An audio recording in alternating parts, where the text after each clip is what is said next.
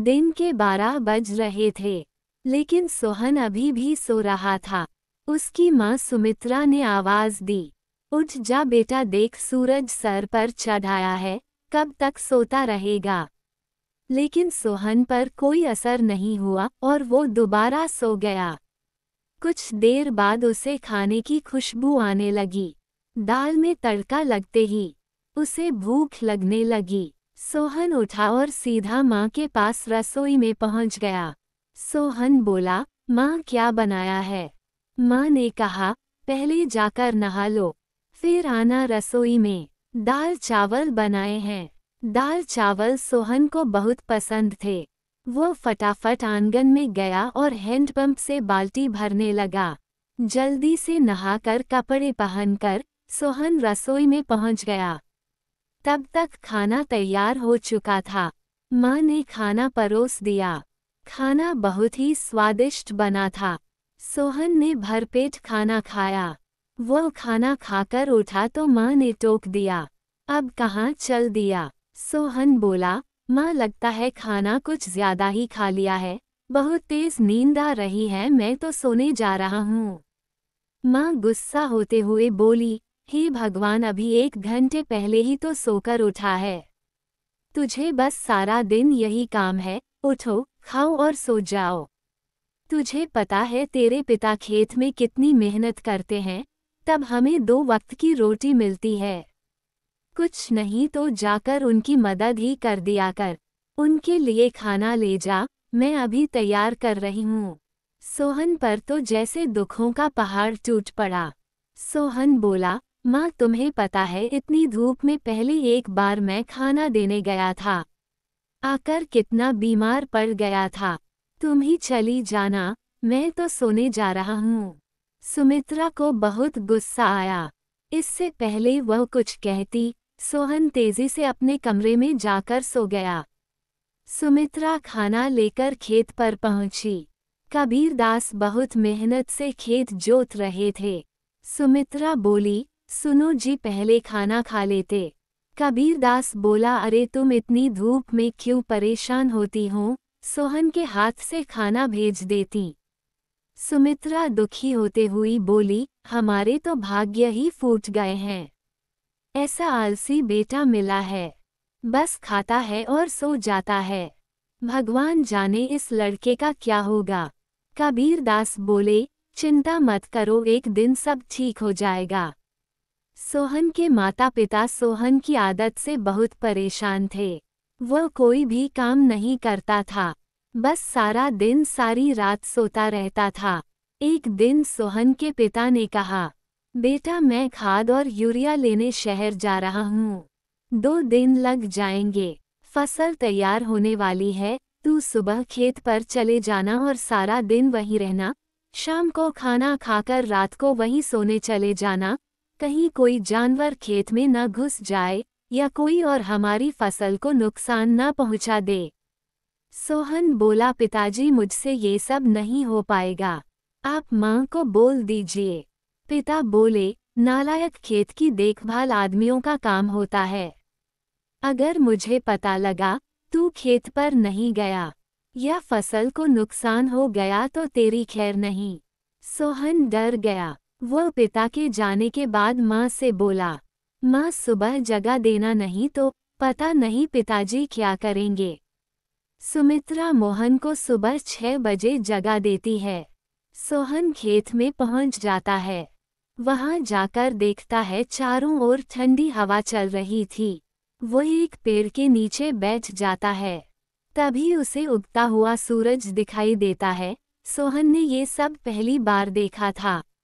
वह आश्चर्य से सब देखता रहा। कुछ ही देर में सभी गांव वाले खेत में काम करने आ गए। सब अपने अपने खेत पर काम कर रहे थे। सोहन पेड़ के नीचे बैठा था। तभी उसके पास के खेत से माधो काका आए और बोले, सोहन मेरे खेत में पानी लग गया, अब तू अपने खेत में पानी काट ले। सोहन बोला, काका मुझे तो कुछ पता नहीं, ये सब तो पिताजी ने कभी नहीं बताया। माधो काका ने कहा, बेटा कभी पिता के साथ खेत पर आया हो तो तुझे पता होगा। माधव काका ने अपने बेटे को बुलाकर पानी सोहन के खेत की ओर कर दिया। माधव काका ने सोहन से कहा, बेटा जब पूरा खेत भर जाए तो हमें बता देना। सोहन बैठकर देखता रहा, लेकिन सुबह जल्दी उठने के कारण उसे नींद आ गई। खेत में पानी बहुत ज्यादा भर गया। तभी माधव काका दौड़ते हुए आए और गुस्से में बोले, नालायक, क्या तू यहाँ सोने आया था? अपने पिता की सारी मेहनत बर्बाद कर दी, सारी फसल नष्ट हो गई। सोहन हड़बड़ा कर उठा। उसका खेत पानी से लबालब भरा हुआ था। माधव काका ने जल्दी से पानी दूसरी ओर काटा, लेकिन तब तक बहुत देर हो चुकी थी। लगभग आधी फसल खराब हो चुकी थी। सोहन दुखी होते हुए बोला, काका अब कुछ नहीं हो सकता क्या? माधव काका ने कहा, नहीं बेटा, तैयार फसल का ध्यान बच्चे की तरह रखना पड़ता है।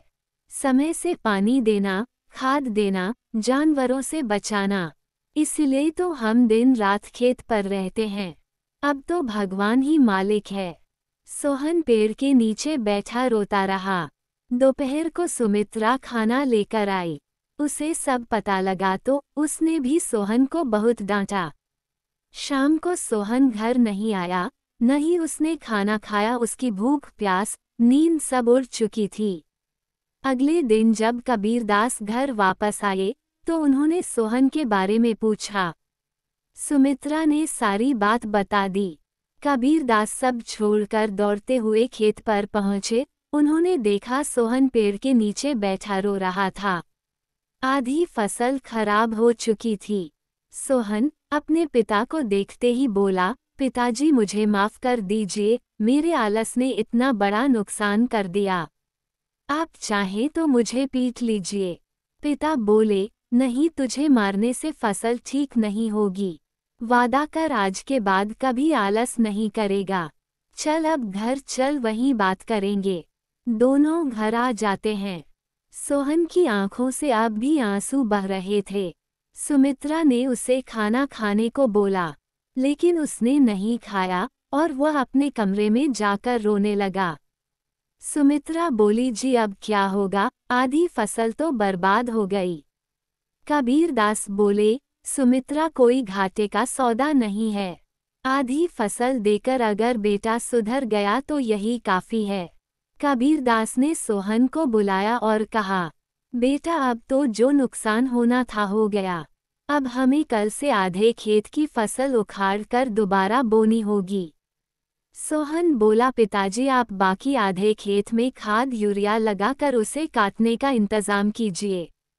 मैं उजड़े हुए खेत पर अकेले काम करना चाहता हूँ। अगले दिन सुबह 6 बजे सोहन अपने पिता के साथ खेत पर पहुँच गया और पिता के बताए अनुसार खेत पर काम करने लगा। और 4 महीने कठिन परिश्रम करने के बाद नई फसल कुछ बढ़ती हुई दिखाई देने लगी। सोहन अब एक कर्मठ, मेहनती इंसान बन चुका था। दोस्तों, कहानी अच्छी लगी हो तो इसे लाइक करें, शेयर करें और चैनल को सब्सक्राइब जरूर करें। धन्यवाद।